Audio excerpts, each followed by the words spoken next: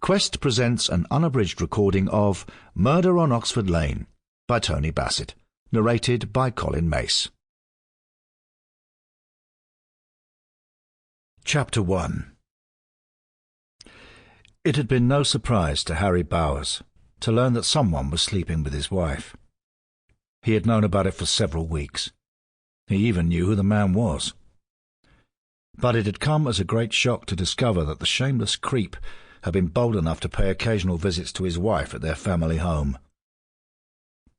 He'd learnt this through a chance remark made by his young daughter. Tonight, for the first time since he learned of these visits, the two men were due to meet again. They could hardly avoid it. They sang beside each other in the church choir. As he travelled home in his car from the railway station, Harry vowed to remain calm and see how the evening developed. For the present, he would say nothing to his wife. After 20 minutes following country roads, their imposing Georgian mansion loomed up before him in the twilight. The black 2-metre-high gates to the estate, just outside the village of Norton Prior in Warwickshire, swung open.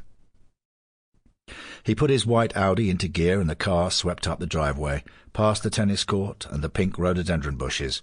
The neatly trimmed conifers stood like sentinels, casting eerie shadows across the gravel. At last he came to a halt by the stone steps that led to the red colonial-style front door. The 39-year-old property tycoon strode past the two white Gothic pillars standing on either side and turned the key. "Must get a move on," he muttered to himself. "Choir practice starts at 7:15, and I was late last week." The house seemed quiet as he pushed open the door and walked in. "Maggie, are you here?" he asked, his deep voice echoing round the vaulted reception hall. "Of course I'm here. I'm always here," came the reply.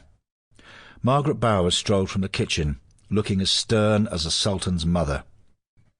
"I saw the credit card statement this morning," he announced. "I wondered when you were going to bring that up. You've gone a bit mad at the sales, haven't you? We've hardly got Christmas out of the way." She rolled her eyes and adjusted the long, dark brown hair she'd tied behind her head. "I don't have to account for my spending. I needed some new clothes." "We should have discussed it first," he insisted. She scowled. "You've never got time to talk about anything." She then climbed the oak stairs and disappeared from view.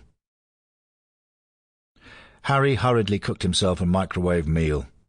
The days of cosy family meals round the table had long since passed. After bolting down his pasta, he raced upstairs and took off his... Sample complete. Ready to continue?